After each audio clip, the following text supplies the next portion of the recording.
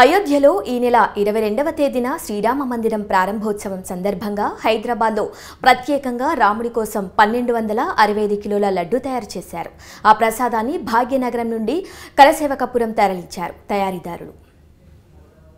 శ్రీరామ్, నా పేరు బి ప్రేమ్ కుమార్. నాది హైదరాబాద్ లో భాగ్యనగర్ రైస్ డిపో. మేమిద్దరము 2000 నుంచి ఫ్రెండ్స్. నాగభూషణం రెడ్డి, నేను. ఆయన శ్రీరామ్ క్యాటరింగ్ అని స్టార్ట్ చేసినాడు.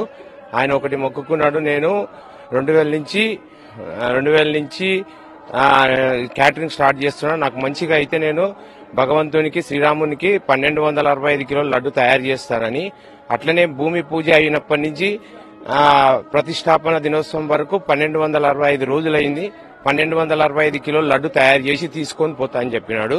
అట్లనే తయారు చేసి దాంట్లో లడ్డు గురించి చాలా జాగ్రత్తలు తీసుకొని 350 కిలోల బేసన్, 700 కేజీల షుగరు, 40 కేజీల కాజు, 35 కిలోల బాదం, 5 కిలోల పిస్తా, 5 కిలోల ఇలాచి, 15 డబ్బాల సన్ఫ్లవర్ ఆయిల్, 40 కేజీల నెయ్యి, 1/4 కిలో పచ్చకర్పూరము, 35 గ్రాములు కేసర్ అంటే కుంకుమ పువ్వు, అవన్నీ వాడి దాని లడ్డు పాడవకుండా 30 రోజుల వరకు ఉండేటట్టు దాన్ని ఒక ఏసీ దాంట్లో పెట్టేసి ఇక్కడికి అతి జాగ్రత్తగా తీసుకొని దారిలో మాకు నీరాజనాలు పలుకుతూ పబ్లిక్ జనాలంతా, రామభక్తులందరూ మమ్మల్ని బైక్ ర్యాలీ మీద తీసుకొని వాళ్ళ దగ్గరికి తీసుకెళ్లి మా మహాపుణ్యం మేము చేసుకున్నాము, మా ఊరి మీదికి మీరు రావడము, మీరు మాకు కంపల్సరీ ఒక ½ అవర్ దర్శనం ఇచ్చి మీరు మాకు పంపించాలని చెప్పి ప్రతి ఊర్లో హైవేలో వచ్చి మమ్మల్ని తీసుకొని అక్కడికి నీరాజనంగా బైక్ ర్యాలీ తీసుకొని